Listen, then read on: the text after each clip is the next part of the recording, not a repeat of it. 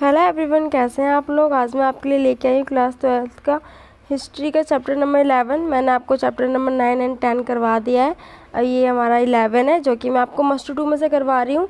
आपको किसी भी चीज़ की प्रॉब्लम नहीं होगी इसमें, अगर होती भी है तो आप मेरे से कमेंट करके पूछ सकते हैं, मैं आपको जरूर रिप्लाई दूँगी। तो हमारे इस चैप्टर का नाम है विद्रोह और राज, और हम इसमें पढ़ेंगे विद्रोह के कारण। जो हमारे 1857 में जो विद्रोह हुआ था, आपने पढ़ाई होगा, तो जो विद्रोह हुआ था उसके कारण क्या थे। तो इसके कारण निम्न थे। तो हम पहला इसका कारण पढ़ेंगे विद्रोह के राजनीतिक कारण। जो विद्रोह हुआ था उसके कुछ राजनीतिक कारण थे, तो हम इसके राजनीतिक कारण पढ़ते हैं। अब देखिए आगे। लॉर्ड डलहौजी द्वारा विलय की नीति, मतलब जो विलय जो हुआ था, मतलब अलग जो किया गया था लॉर्ड डलहौजी द्वारा, उसकी नीति ये है पहला। और इसमें अंग्रेजों द्वारा झांसी और सतारा पर विलय की नीति के द्वारा कब्जा किया गया, यह कहकर कि सतत पुत्र राज्य का शासक नहीं बन सकता। अब इसमें क्या कहा गया है, जो झांसी की जो रानी है उसमें जो विलय जो किया था, मतलब अलग करने के लिए जो नीति लगाई गई थी, नीति जो चलाई गई थी, उसमें क्या था, जो इसमें कहा गया था, जो दातक जो पुत्र होते हैं, मतलब जो गोद लिए जो पुत्र होते हैं, वो शासन नहीं चलाएंगे। इसमें ये बताया गया झांसी ने फिर इसका विरोध किया था, जिस कारण एक ये भी विद्रोह था एक कारण। और नेक्स्ट पॉइंट है हमारा 1789 में लॉर्ड वेलेसन द्वारा सहायक संधि। अब हम पढ़ेंगे यहाँ पे निम्नलिखित नियमों और शर्तों पर राज्यों का विलय। अब मतलब जो निम्नलिखित शर्तें जो हुई थी और जो राज्यों का जो विलय हुआ था, मतलब अलग किया गया था, उसके क्या कारण थे। अब इसमें हम पढ़ेंगे, ये भी हमारा राजनीतिक कारण ही है एक तरीके से, तो आप इसको भी ध्यान से देखिए। तो इसको हम स्टार्ट करते हैं। अब अंग्रेज अपने सहयोगी की बाहरी और आंतरिक चुनौतियों में रक्षा करेंगे। सहयोगी पक्ष के क्षेत्र में एक ब्रिटिश सैनिक टुकड़ी तैनात होगी। इसमें क्या कहा गया है, जो भी क्षेत्र होंगे उसमें क्या होगा, एक ब्रिटिश सैनिक टुकड़ी तैनात होगी। मतलब हर एक क्षेत्र में ब्रिटिश जो है उनकी सेनाएं जो है वो तैनात होंगी। सहयोगी पक्ष को एक टुकड़ी के रख रखाव की व्यवस्था करनी होगी। और नेक्स्ट है, सहयोगी पक्ष ना तो किसी और शासक के साथ संधि कर सकेगा और ना ही अंग्रेजों की अनुमति के बिना किसी युद्ध में हिस्सा लेगा। इसमें क्या कहा गया है, सहयोगी पक्ष में ना तो वो किसी शासक के साथ संधि करेगा, पहले ये बोला गया इसमें, और ना ही उसकी अनुमति के बिना वो युद्ध में हिस्सा लेगा। नेक्स्ट है हमारा इसमें, नवाब वाजिद अली शाह को इस तख्त पर निष्कासित किया गया और कलकत्ता भेज दिया गया कि वह गलत तरीके से शासन कर रहे हैं और लोगों के लोकप्रिय नहीं है। इसमें क्या कहा गया है, ये जो नवाब जो थे, आपको पता है ये नवाब कौन थे। अब इनके बारे में क्या कहा गया है, इन्होंने जो गलत तरीके से मतलब तख्ता लिया है और ये इन्हें कलकत्ता भेज दिया, और ये कहा गया कि ये गलत तरीके से शासन कर रहे हैं और ये जो जनता के लोकप्रिय नहीं है। परंतु ये गलत था, इन्होंने कोई गलत तरीके से सत्ता प्राप्त नहीं किया था, ये सही तरीके से अपना शासन कर रहे थे और ये जनता के लोकप्रिय थे। बट जो अंग्रेज़ लोग थे उन्होंने इन पे इल्ज़ाम लगाया, इसलिए क्योंकि ये अपने तख्त को छोड़ दें और फिर ये अपना शासन कर सके अंग्रेज़ लोग। ये जो था विद्रोह के राजनीतिक कारण थे। अब हम आएंगे विद्रोह के धार्मिक सामाजिक कारण। अब हम धार्मिक कारण पढ़ेंगे विद्रोह के।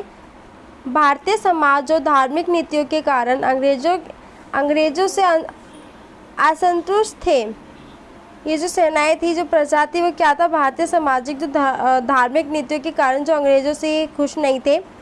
अब इसमें गवर्नर जनरल विलियम बेटिक द्वारा कानून बनाए गए, जैसे सती प्रथा 1829 समाप्त कर दिया गया। इसमें क्या कहा गया है, धार्मिक का अर्थ है, जो इसमें यह है कि जो अंग्रेज लोग थे वो जैसे वहाँ के प्रजा के और जो सेनाएं जो थी उनके धर्म के साथ भी भेदभाव कर रहे थे, उनके धर्म के साथ गलत कर रहे थे। जैसे कि गवर्नर जनरल जो थे, इन्होंने क्या करा, एक कानून के तहत क्या करा, इन्होंने जाति प्रथा को समाप्त कर दिया गया।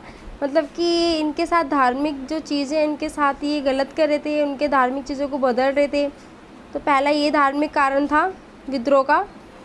नेक्स्ट हमारा हिंदू विवादों के पुनर्विवाह की अनुमति।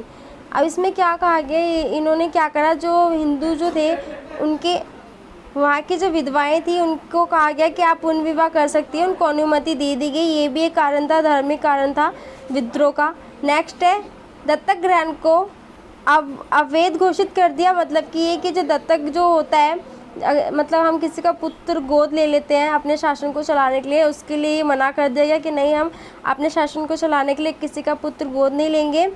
नेक्स्ट, ये भी एक धार्मिक कारण था विद्रोह का।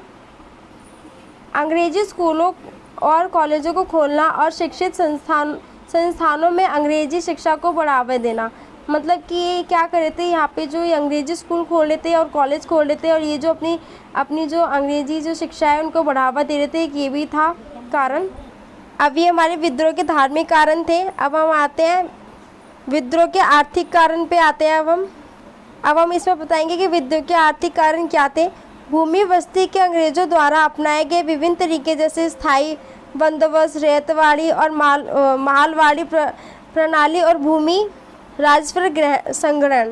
मतलब कि इसमें क्या कहा गया है, इसमें जो भूमि, किसानों की जो भूमि थी उसको किस तरीके से अपना लिया करते थे, मतलब किस तरीके से उनसे छीन लिया करते थे। स्थायी बंदोबस्त द्वारा, रेतवाड़ी, मालवाड़ी प्रणाली द्वारा किस तरह अपने अंडर में उनकी भूमि कर लेते थे। नेक्स्ट है, इन दोनों तरीक़ों से जमींदारों और रैयतों की स्थिति खराब हो गई। अब ये जो दो तरीके थे, जिस तरीके से ये उनकी ज़मीनें ले लिया करते थे, इनसे ज़मींदारों और रैयतवाड़ों की जो स्थिति थी वो ख़राब हो गई। जैसा कि आपने जो ज़मींदार और रैयतवाड़ जो पढ़ा है, ये आपने चैप्टर नंबर 10 में पढ़ा है, या मेरी हिस्ट्री के चैप्टर नंबर 10 में देख सकते हैं। मैंने आपको ये वीडियो डाल रखी है आप लोगों के लिए, आप देख सकते हैं। अंग्रेज़ों ने सभी बढ़िया और मूल्यवान वस्तु जैसे नील कपड़े के व्यापार पर एकाधिकार कर लिया था। अब इसमें क्या कहा गया, अंग्रेज़ों ने क्या करा, जो बढ़िया जो चीज़ें थी, मूल्यवान जो चीज़ें थी, वस्तु थे, जैसे नील कपड़े जो थी, उनको एकाधिकार कर दिया, मतलब एक ही के हाथ में दे दिया गया, जिससे भारतीय व्यापारियों को कम मूल्यवान वस्तुओं के साथ छोड़ दिया गया। नेक्स्ट हमारा, इंग्लैंड में बनी चीज़ों की वजह से भारतीय बुनकर, सूती वस्त्र बनाने वाले, बढ़ाई, लोहार, मोची आदि बेरोजगार हो गए। अब इसमें क्या कहा गया, जो इंग्लैंड में चीज़ें बनाई जाती थी और भारत में आके बेची जाती थी, जो भारतीय जो बुनकर थे, जो हाथों से जो काम करते थे, उनके साथ गलत हुआ, वो बेरोजगार हो गए। बाहर से बनी बनाई चीज़ें आने लगी, जिस कारण सूती वस्त्र बनाने वाले, बढ़ाई, लोहार, मोची आदि बेरोजगार हो गए। तो हमने इसके अंदर पढ़ा विद्रोह के आर्थिक कारण। जितना भी अब तक मैंने आपको पढ़ाया है, अगर आपको समझ में ना आया हो तो आप मेरे से कमेंट करके पूछ सकते हैं। अब हम इसमें पढ़ेंगे विद्रोह के सैन्य कारण, मतलब जो सेनाएं थी उनके भी कुछ कारण थे जिस कारण विद्रोह हुए। अब हम इसके बारे में पढ़ेंगे। सिपाहियों को छुट्टी मिलने में दिक्कत होती थी, मीन्स ये कि जो सिपाही होते थे, मतलब जो सिपाही लोग जो होते थे, उनको छुट्टियाँ नहीं मिलती थी। सिपाहियों को कम तनख्वाह मिलना, उनको तनख्वाह ज़्यादा नहीं मिलती थी, कमी मिलती थी, एक ये कारण था। सिपाहियों के साथ दुर्व्यवहार किया जाता था और मारा पीटा जाता था, एक ये भी कारण थे। ये हमारे सैन्य कारण थे। ये आपका मोस्ट इम्पोर्टेंट टॉपिक है, ये आपके एग्ज़ाम में आ सकता है, तो आप इसको अच्छे से ध्यान से पढ़िएगा। अब हम पढ़ेंगे विद्रोह के तत्कालीन कारण। 1857 का विद्रोह मेरठ की छावनी में सिपाहियों द्वारा शुरू किया गया। सिपाहियों ने अफवाह के कारण एनफील्ड राइफल्स का प्रयोग करने से इनकार कर दिया। इसमें क्या कहा गया है, जो सिपाही जो लोग थे, जो एनफील्ड जो राइफल्स जो थी, इसको इस्तेमाल करने से मना कर दिया था। अब इसमें आगे क्या कहा गया, गोलियों को गाय और सूगर की चर्बी के साथ लेपित किया गया था। इसमें क्या कहा गया था, इनका इनकार करने का मोटिव ये था कि जो इसमें गोली जो थी, जो गोली बनाई गई थी इस राइफल में, इसमें क्या कहा गया था, गाय और सूगर की जो चर्बी है उसके लेप में इसको लेपा गया है, और उन गोलियों को काटने के लिए उनकी जाति और धर्म भ्रष्ट हो जाएंगे। मतलब क्या होगा कि जैसे ये जो गोलियाँ हैं, ये सूगर और गाय की चर्बी के लेप से लेपा गया है। अब जब ये इनको काटेंगे तो इनका अपने मुंह का यूज़ करेंगे, तो जिससे कि इनकी जाति और धर्म का भ्रष्ट हो जाएगा। जो हिंदू लोग जो उनका धर्म गाय के वजह से भ्रष्ट हो जाएगा, और जो मोमडन लोग जो हैं वो उनका धर्म सूगर की वजह से नष्ट हो जाएगा, जिस कारण इन लोगों ने मना किया। सिपाहियों ने शस्त्रागार पर कब्जा कर लिया, जहां हथियार और गोला बारूद रखे हुए थे, और सरकारी इमारतों को लूटकर तबाह कर दिया गया। अब इसमें क्या कहा गया है, जो सिपाहियों ने क्या करा, शस्त्रागार जहाँ पे हथियार रखे जाते हैं, गोली बंदूक जहाँ रखा जाता है, वहाँ पर इन्होंने कब्जा कर लिया और वहाँ पे हथियार रखे हुए थे, गोला बारूद रखे हुए थे, और उन्होंने क्या करा, सरकारी जो इमारतें थी उनको लूट लिया और तबाह कर दिया। ये जो था हमारा ये विद्रोह के तत्कालीन के कारण थे। अब हम पढ़ेंगे अवध में विद्रोह, मतलब अवध में विद्रोह क्यों हुआ था, इसके बारे में पढ़ेंगे। अंग्रेज अवध पर कब्जा क्यों करना चाहते थे। अब हम इसमें भी ये भी पढ़ेंगे कि जो अंग्रेज लोग तो थे वो अवध में कब्जा क्यों करना चाहते थे। अब मैं आपको इसमें अच्छे से एक एक पॉइंट अच्छे से समझाऊंगी। लॉर्ड डलहौजी, अवध के राज्य का वर्णन, एक गिलास फल एक दिन हमारे ही मुंह में आके गिरेगा। इसमें ये जो क्या है, ये जो लॉर्ड डलहौजी है ये अवध के राज्य का वर्णन कर रहे हैं। इन्होंने कहा था कि जो एक गिलास फल एक दिन हमारे ही मुंह में आकर गिरेगा। ये क्वेश्चन आया था पेपर में और ये फिर से शायद आ भी सकता है, जो इसमें पूछा जाएगा कि एक गिलास फल एक दिन हमारे ही मुंह में आके गिरेगा, इसका वर्णन किसने किया, इनका नाम बताइए। तो ये क्या था, हमारे लॉर्ड डलहौजी ने किया था। अब नेक्स्ट है हमारा लॉर्ड वेलेस्ली ने 1801 में अवध में सहायक संधि की शुरुआत की। धीरे धीरे अंग्रेजों ने अवध के राज्य में अधिक रुचि विकसित की। अब इसमें क्या कहा गया है, जो लॉर्ड वेलेस्ली जो थे इन्होंने क्या करा, 1801 में अवध में सहायक संधि लागू कर दी और धीरे धीरे क्या करने लगे, अवध में ना अपनी रुचि दिखाने लगे। नेक्स्ट है अंग्रेजों ने अवध को कपास नील के उत्पादन के रूप में और पूरी भारत के प्रमुख बाजार के रूप में भी देखा। अब इसमें क्या कहा गया, जो अंग्रेज लोग तो थे उन्होंने क्या करा, अवध को कपास और नील के उत्पादन के रूप में देखा और क्या करा इन्होंने पूरे भारत में प्रमुख बाजार के रूप में देखा। मतलब कि यहाँ पे बहुत कपास है, नील है, तो इसलिए इन्होंने क्या करा, भारत के प्रमुख बाजार के रूप में इसे देखा, मतलब एक मुख्य केंद्र के रूप में देखा जहाँ पे कपास और नील हमें मिल सकता है। इसी कारण ये एक कारण था जो अंग्रेज लोग जो थे ये अवध पे कब्जा करना चाहते थे, एक ये प्रमुख कारण था। अब नेक्स्ट टॉपिक है हमारा, नेक्स्ट पॉइंट है हमारा 1850 के दशक तक अंग्रेजों ने मराठा भूमि, दोआब, कर्नाटक, पंजाब और बंगाल जैसे भारत के सभी प्रमुख क्षेत्रों पर विजय प्राप्त कर ली। अब इसमें क्या कहा गया है, जो 1850 के दशक तक अंग्रेजों ने क्या करा, मराठा भूमि, दोआब, कर्नाटक, पंजाब और बांग्लादेश जो बंगाल जैसे जो भारत के जो प्रमुख क्षेत्र थे उन पे इन्होंने विजय प्राप्त कर ली। और 1856 में अवध के विलय ने क्षेत्रीय विलय को पूरा किया, जो एक सदी पहले बंगाल के विलय के साथ शुरू हुआ था।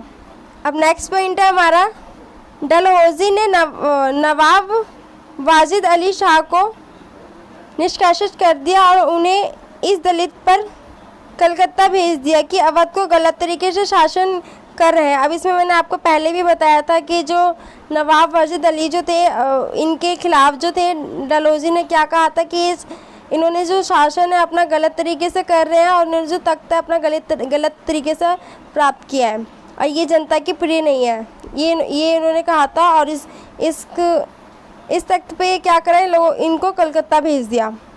नेक्स्ट पॉइंट है हमारा, ब्रिटिश सरकार ये मानती थी कि नवाब वाजिद अली शाह का एक लोकप्रिय शासन नहीं थे। मतलब कि इसमें ये कहा गया है कि जो ब्रिटिश सरकार जो थी वो ये मानती थी जो नवाब वाजिद अली जो थे ये एक लोकप्रिय शासक नहीं थे। मतलब कि जनता इन्हें मतलब ये पसंद नहीं करती थी। अब हम बताएंगे जो अवध के जो लोग थे वो विलय से दुखी क्यों थे। मतलब जो अवध जो विलय मतलब होता है मतलब दूर होना, किसी चीज़ से बिछड़ जाना। तो जो विलय हो रहा था अवध का, वो जो अवध के जो लोग थे वो दुखी क्यों थे। नवाब वाजिद अली शाह बहुत लोकप्रिय थे। मैंने जैसे आपको कहा कि जो नवाब वाजिद अली जो थे ये जनता के प्रिय थे। नवाब के जान की वजह से लोग विलाप कर रहे थे। समकालीन पर्यवेक्षकों ने लिखा, देह से जान जा चुकी है। मतलब कि ये जो अवध जो था जहाँ पे नवाब वाजिद अली जो शासन करते थे अपना, अब जब उनको उनके तख्ते से हटा दिया गया तो वहाँ की जो जनता थी वो कह रही थी कि जो हृदय से जान जा चुकी है, मीन्स अब हमारा शासन कौन चलाएगा। जो हमारा प्रमुख शासक था, जो हमारा लोकप्रिय था, उसे हटा दिया गया है। तो मतलब कि ये जो हृदय से जान जा चुकी है, इसका अर्थ ये था। नेक्स्ट है हमारा, जने आलम के अलगाव में लोग विलाप करते हुए तड़पते रहे। मतलब कि जो ये बिछड़ गए तो उसके जो विलाप में ये लोग तड़पते रहे। लोकगीत अंग्रेज बहादुर आइन मुल्क लाई लिहो के रूप में प्रस्तुत किया गया। नवाब को हटाने से अदालतों का विघटन हुआ और संस्कृति का पतन हुआ। संगीतकारों, नृत्यकियों, कवियों, रसोइयों और प्रशासनिक अधिकारियों सभी ने अपनी आजीविका खो दी। ये जो भी हमने पढ़ाया इसमें अवध के लोग जो विलय से क्यों दुखी थे इसके बारे में बताया गया है। अब हम नेक्स्ट आते हैं, क्यों तालुकदार और किसान अंग्रेजों से असंतुष्ट थे। मीन्स ये कि जो तालुकदार थे और जो किसान थे वो अंग्रेजों लोग से क्यों खुश नहीं थे, इसमें हम ये बताएंगे। अवध के विलय के बाद पहली राजस्व प्रणाली एक मुश्त बंदोबस्त 1856 अपनाया गया था। यह बंदोबस्त इस मान्यता पर आधारित था कि तालुकदार बेचौलिए थे जिनके पास ज़मीन का मालिकाना नहीं था। अब इसमें क्या कहा गया है, जो बंदोबस्त का ये मान्यता कि जो तालुकदार जो होते थे बिचौलिए थे, इनके पास अपनी ज़मीन नहीं थी, ये ज़मीन के मालिकाने नहीं थे, मतलब ये ज़मीन के मालिक नहीं थे। उन्होंने बल और धोखाधड़ी के जरिए अपना प्रभुत्व स्थापित किया गया। अब इसने क्या कहा गया इसमें कि जो तालुकदार जो थे इन्होंने धोखाधड़ी करा और धोखाधड़ी करके इन्होंने क्या करा, अपना प्रभुत्व स्थापित किया। नेक्स्ट हमारा, इस समझौते ने जब भी संभव हो तालुकदारों को बेदखल का अधिकार दिया। अवध में गांव की कुल संख्या 67% तालुकदारों के पास था। इस एक मुश्त बंदोबस्त के साथ ये संख्या 38% हो गई। अब इसमें क्या कहा गया है, जो अवध में जो गांव की जो कुल संख्या थी 67% जो थी वो तालुकदार के पास था और एक मुश्त बंदोबस्त के साथ ये संख्या 38% हो गई।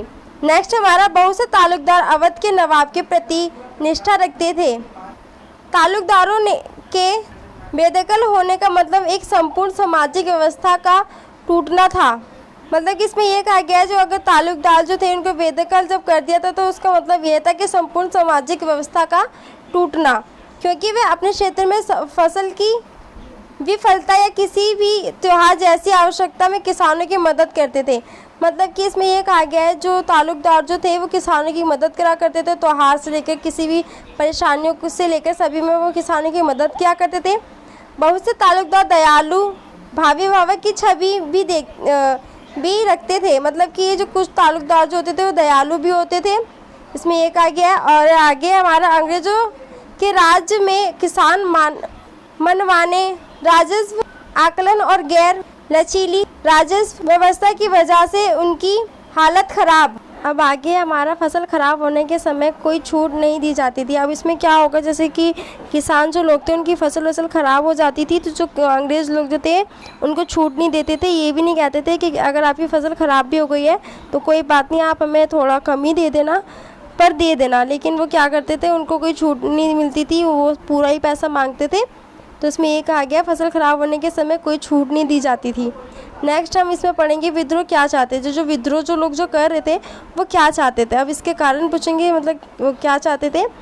तो पहला हमारा, एकता की कल्पना चाहते थे। इसमें क्या है, मुग़ल सम्राट बहादुर शाह जफ़र के नाम से जारी 25 अगस्त 1857 की आज़मगढ़ घोषणा ने अतीत और हिंदू मुस्लिम एकता के सह-अस्तित्व को गौरवान्वित किया। अब इसमें लोगों से मोहम्मद और महावीर दोनों के मनकों के तहत लड़ाई में शामिल होने की अपील की गई। अब नेक्स्ट हमारा, उत्पीड़न के प्रतीकों के खिलाफ।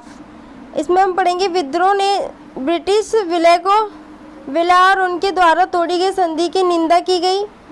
देसी रियासतों पर कब्जा और समझौतों का उल्लंघन करने के लिए अंग्रेज़ों की निंदा की जाती थी। अब इसमें क्या कहा गया, देसी जो रियासतें थी उन पर जो कब्जा किया जाता था, कब्जा जो किया जाता और समझौता का उल्लंघन करने के लिए अंग्रेज़ों की निंदा की गई। मतलब उनकी सभी चीज़ों को इनकार किया गया, निंदा की गई उनकी।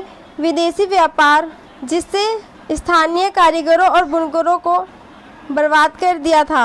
अब क्या हुआ, इससे कारीगर जो थे, बुनकर जो थे, उन लोगों को बर्बाद कर दिया। विद्रोही अपनी दुनिया को वापस बहाल करना चाहते थे। मतलब कि जो विद्रोही जो थे वो अपनी दुनिया को वापस बहाल करना चाहते थे, मतलब कि वो अपनी दुनिया में फिर से वापस आना चाहते थे। जिससे अंग्रेज़ों द्वारा नष्ट कर दिया गया था। जो अंग्रेज़ लोग जो थे, जो जब वो हमारे भारत में आए, उन्होंने जो हमारी जो संस्कृति उनको नष्ट कर दिया। वो वैसे ही अपनी फिर से पहले वाली संस्कृति में आना चाह रहे थे। ईसाई मिशनरियों द्वारा धर्मांतरण के बारे में प्रसारित अफवाहों ने विद्रोही को अपने विश्वास के लिए लड़ने, उनकी पहचान का सम्मान करने के लिए प्रेरित किया। अब हम पढ़ेंगे वैकल्पिक सत्ता की तलाश। विद्रोही पूरी ब्रिटिश दुनिया को बहाल करना चाहते थे, मतलब कि जो ब्रिटिश जो थे पूरी दुनिया को बहाल करना चाहते थे। मुगल साम्राज्य, जैसे कि मुगल साम्राज्य, वे मुगल दरबार की संस्कृति को पुनर्जीवित करना चाहते थे। विद्रोही जो लोग थे वो क्या चाहते थे कि जो मुगल दरबार की जो संस्कृति थी उनको फिर से जीवित कराना चाहते थे। अब हम इसमें पढ़ेंगे अफवाह और भविष्यवाणियाँ, मतलब जो विद्रोह जो हो रहे थे उसमें जो अफवाहें क्या हो रही थी और भविष्यवाणियाँ क्या हो रही थी, अब हम इसके बारे में पढ़ेंगे। तरह तरह की अफवाह भविष्यवाणी ने इस विद्रोह में महत्वपूर्ण भूमिका निभाई। जो अफवाहें थी और भविष्यवाणियाँ जो थी उन्होंने विद्रोह में महत्वपूर्ण भूमिका निभाई। गाय और सूगर की चर्बी का लेप एनफील्ड राइफलों पर लगा होने की अफवाह की वजह से सिपाहियों ने उसे इस्तेमाल करने से मना कर दिया। और इसमें क्या अफवाह थी, जो इसमें गाय और सूगर की जो चर्बी है उसका जो लेप जो है एनफील्ड राइफल जो है उन पे लगा हुआ है, जिस वजह से जो सिपाही थे उन्होंने इसका इस्तेमाल करने से मना कर दिया। एक डर और संदेह ये भी था, भारतीयों को ईसाई धर्म में परिवर्तन करना चाहते थे। अब जो वहाँ के जो लोग थे वो उनके मन में डर और एक संदेश ये भी था कि जो अंग्रेज़ जो लोग हैं वो भारतीयों को ईसाई धर्म में परिवर्तन करना चाहते हैं। यह भी भविष्यवाणी की गई कि ब्रिटिश शासन 23 जून 1857 को प्लासी की लड़ाई की शताब्दी पर समाप्त हो जाएगा। इसीलिए इन अफवाह और भविष्यवाणियों ने ब्रिटिश शासन के खिलाफ विद्रोह होने के लिए महत्वपूर्ण मनोवैज्ञानिक कारण प्रदान किए। ये हमारे अफवाह और भविष्यवाणियाँ थी। ये मोस्ट इम्पोर्टेंट है, ये भी आ सकता है एग्ज़ाम में, तो आप इसको भी अच्छे से कर लीजिए, आपके काम में आएगा ये भी। नेक्स्ट है हमारा अफवाहों पर विश्वास करने के कारण। अब इसमें हम पढ़ेंगे कि जो लोग थे वो अफवाहों पर विश्वास क्यों कर रहे थे, ऐसे क्या कारण रहे कि जो अफवाहें जो उड़ रही थी उन पर लोग विश्वास कर रहे थे। 1857 से पहले तरह तरह की अफवाहें और भविष्यवाणी ने इस विद्रोह में महत्वपूर्ण भूमिका निभाई है। अब इसमें क्या कहा गया है, जो 1857 से जो पहले जो तरह तरह की जो अफवाहें थी या भविष्यवाणियाँ थी, इन्होंने विद्रोह में बहुत से महत्वपूर्ण भूमिका निभाई है। अंग्रेजों द्वारा सुधार करने के लिए नई नीति लागू की गई। अंग्रेजी माध्यम से स्कूल, कॉलेज और विश्वविद्यालय स्थापित किए गए। पश्चिमी विज्ञान और उदार कलाओं के बारे में पढ़ाया जाता है। अब इसमें क्या कहा गया है, ये जो अंग्रेजों द्वारा सुधार करने के लिए जो नीति जो अपनाई गई है, इसमें क्या कर रहे हैं कि जो अंग्रेजी लोग माध्यम के स्कूल खोल रहे हैं, कॉलेज विश्वविद्यालय स्थापित किए जा रहे हैं। पश्चिमी विज्ञानों और जो कलाएं जो है, पश्चिमी जो तरफ की जो संस्कृति है, इनको लेके आ रहे हैं यहाँ पे और उसको बढ़ावा दे रहे हैं, उसके बारे में पढ़ाया जा रहा है। इन सब का उद्देश्य का भारतीय समाज में सुधार कराना था। मतलब जी क्या था कि जो स्कूल खोल रहे हैं, कॉलेज खोल रहे हैं और जो यहाँ पे जो इनकी संस्कृति ला रही है, इनका क्या उद्देश्य था, इनका कहना यह था कि जो भारतीय समाज में सुधार ला रहे हैं हम, अब पश्चिमी शिक्षा, पश्चिमी विचारों, संस्थानों, स्कूलों, कॉलेज और विश्वविद्यालयों को पेश कराना था। नेक्स्ट है हमारा, अंग्रेजों ने सती प्रथा पर प्रतिबंध लगाने और विधवा पुनर्विवाह की अनुमति देने के लिए नए कानून का गठन किया। अब इसमें पहले वाले में भी यह है कि जैसे कि अंग्रेज जो लोग थे वो अपनी संस्कृति को, अपने जो पढ़ाने के तरीके को, अंग्रेजी को वो यहाँ पे लेके आ रहे थे भारत में, तो लोगों का पहला ये भी एक मौका मिल गया कि हाँ उनको इन पर विश्वास होने लग गया। पहला कारण ये था। दूसरा कारण ये था कि जो अंग्रेज जो लोग थे वो जो सती प्रथा थी उसको प्रतिबंध लगाने और जो सती प्रथा मतलब जैसे कि पति मर जाता है तो उसके साथ ही उसकी पत्नी को उसकी चिता में जला दिया जाता है, उसको रोक दिया गया। मतलब कि ये हुआ कि उनके जो धर्म के बीच में आ रहे हैं, उनके धर्म में रोका टोकी हो रही है। मतलब कि एक ये भी कारण बन गया कि उनको यकीन होने लग गया कि ये हमारे साथ गलत कर रहे हैं, हमारे धर्म के बीच में आ रहे हैं। और जो पूर्ण विवाह की अनुमति दे दी, मतलब कि अगर जो स्त्री विधवा हो जाती है वो दूसरा विवाह कर सकती है, इसकी भी अनुमति दे दी। 1850 के दशक में अंग्रेजों ने अवध, झांसी और सतारा जैसे राज्यों गोद लेने से इनकार करके और कुशासन के आधार पर कब्जा कर लिया। नए भूमि कानून और राजस्व प्रणालियां बनाई गईं। इन सभी उपरोक्त कारकों ने भारतीयों को विश्वास दिलाया कि ब्रिटिश जिनके जीवन के तरीके, रिवाज, नियमों को बदल रहे हैं और उन्हें विदेशी रीति रिवाजों और शासन के लिए नए कानून बनाए जा रहे हैं। मतलब कि उनको इन्हीं तरीके से इन्हें पता लग गया कि हाँ, ये इनके रीति रिवाजों को बदल रहे हैं, इनके नियमों को बदल रहे हैं, इनके जीवन के तरीकों को बदल रहे हैं। तो ये इनको ये भी पता लग गया कि हाँ, ये नए नए कानून ला रहे हैं।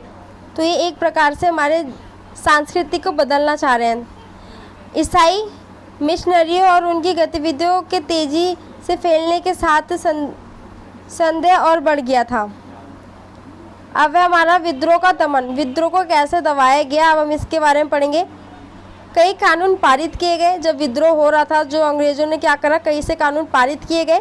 भारत में मार्शल लॉ लागू कर दिया गया। बल्कि फौजी अफसरों और आम अंग्रेज़ों को भी हिंदुस्तानियों का पर मुकदमा चलाने और उनको सज़ा देने का अधिकार दे दिया गया। अब इसमें क्या कहा गया है, जो मार्शल लॉ जो था ये लागू कर दिया गया और जो फौजी अफसरें जो थी और आम अंग्रेज़ों को भी हिंदुस्तानियों पर मुकदमा चलाने, मतलब कि जैसे कि क्या था, जो फौजी थे, जो अंग्रेज़ लोग थे, उनको भी ये कह दिया गया कि आप हिंदुस्तानियों पर मुकदमा चला सकते हैं और उनको सज़ा दे सकते हैं। और विद्रोहियों को मौत की सज़ा दे दी गई। दिल्ली को फिर से जीतने के लिए कलकत्ता और पंजाब में सेनाएं बुलाई गईं। इंग्लैंड में ताज़ा बलों को बुलाया गया। विद्रोह को बढ़ाने के लिए सैन्य शक्ति का इस्तेमाल किया गया था। अब नेक्स्ट हमारा इसमें विद्रोह की छवि, मतलब जैसे विद्रोह जो हो रहा था उसमें जो छवियाँ जो थी वो किस प्रकार दी गई थी, जो चित्र में जो दर्शाया गया था। आप अपने एनसीईआरटी की बुक में देख सकते हैं, उसमें बहुत सी छवियाँ दिखाई गई हैं आपको विद्रोह की। उसमें से आपकी एक न एक आ सकता है, मोस्ट इम्पोर्टेंट है, तो आप ज़रा उन पर भी नज़र डाल लीजिएगा। औपनिवेशिक प्रशासन और फौजी चिट्ठियाँ, आत्मकथा, असंख्य मेमो, नोट्स, विभिन्न रिपोर्ट तथा तस्वीरों विद्रोह के महत्वपूर्ण रिकॉर्ड थे। आप देख सकते हैं किन किन में छवियाँ दिखाई गई हैं। अब नेक्स्ट आते हैं हम रक्षकों का अभिनंदन, मतलब इसमें बताया कि जो रक्षक थे उनका अभिनंदन कैसे किया गया। ये ज़्यादा इम्पोर्टेंट नहीं है, आप इसे बस ऐसे देख सकते हैं। अब आता है अंग्रेजों, औरतों तथा ब्रिटेन की प्रतिष्ठा। 1859 में जोसेफ नोएल पैटन द्वारा इन मेमोरियम कानपुर में सिपाही के खिलाफ खुद पर बचाव कर रही हीम मिस व्हीलर प्रतिशोध और सबक। इसमें क्या कहा गया है, जो कानपुर में जो सिपाही के जो खिलाफ जो वो चल रहा था, जो युद्ध चल रहा था, उसमें जो अपने आप को बचाने के लिए खुद का बचाव कर रही एक स्त्री थी जिसका नाम है मिस व्हीलर। जो स्त्री है ये अपने आप को बचा रही है, ये एक छवि के द्वारा दर्शाया गया है। आप इसको देख सकते हैं एनसीईआरटी बुक में। अब हम देखेंगे इसमें भारतीय नज़रिया। ये देखिए राष्ट्रवादी छवियाँ, फिल्मों और पोस्टरों, मर्दाना योद्धा के रूप में रानी लक्ष्मीबाई की छवि। इसमें रानी लक्ष्मीबाई की छवि के बारे में बताया गया। आप ये देखिए वीर कविताएं, जो वीर कविताएं जो है उसके बारे में बताया गया है। सुभद्रा कुमारी चौहान खूब लड़ी वह तो झांसी वाली रानी थी। ये एक कविता है हमारी, इसमें देख लीजिए भारतीयों का नज़रिया है। अब इसमें हम बताएंगे विद्रोह के नेता, मतलब जो विद्रोह में जो लोग थे उनके नाम बताए गए। इसमें कौन कौन नेताएं थे ये बताएगा। पुराने शासक दिल्ली बहादुर शाह जफर, इसमें थोड़ा ये गलत बताया गया है तो मैंने यहाँ ठीक कर दिया, बहादुर शाह जफर। लखनऊ और अवध में नवाब वाजिद अली शाह बेगम हज़रत महल, ये जो थी वाजिद अली शाह की वाइफ थी। अभी झांसी से कौन थी, लक्ष्मीबाई थी। और इसमें दात्या टोपे था।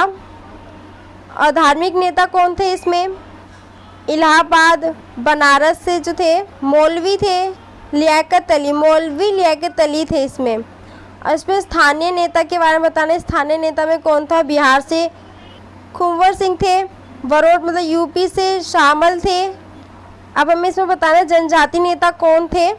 तो जो जनजाति नेता जो थे वो सिंहभूम थे। छोटा नागपुर गोनू था जो कि एक आदिवासी था। ये मैप है हमारा, आप इस पर भी नज़र डाल सकते हैं, ये भी आपके लिए मोस्ट इम्पोर्टेंट है, एग्ज़ाम में मैप आता ही आता है, तो आप इसमें देख सकते हैं। तो जो हमारा हिस्ट्री का चैप्टर नंबर जो 11 था ये हमारा यहीं पे समाप्त होता है। आई होप आपको अच्छे से समझ में आया होगा, क्योंकि मैंने आपको इजीली तरीके से समझाया और आपको एक एक लाइन पढ़ के अच्छे से बताया है। अगर आपको समझ में ना आए कुछ भी तो आप मेरे से कमेंट करके पूछ सकते हैं, मैं आपको ज़रूर रिप्लाई दूंगी। और अभी तक आपने मेरे चैनल को लाइक नहीं किया, सब्सक्राइब नहीं किया है, तो जल्दी जल्दी जाइए मेरे चैनल को लाइक कीजिए, सब्सक्राइब कीजिए, क्योंकि मेरी आगे आने वाली वीडियो आप तक आसानी से पहुंच सके। और मैं इसी मस्ट डू में से आपको सेकंड टर्म की और भी चैप्टर्स कराने वाली हूँ जो कि आपके लिए मोस्ट इम्पॉर्टेंट है। Thank you for watching my channel.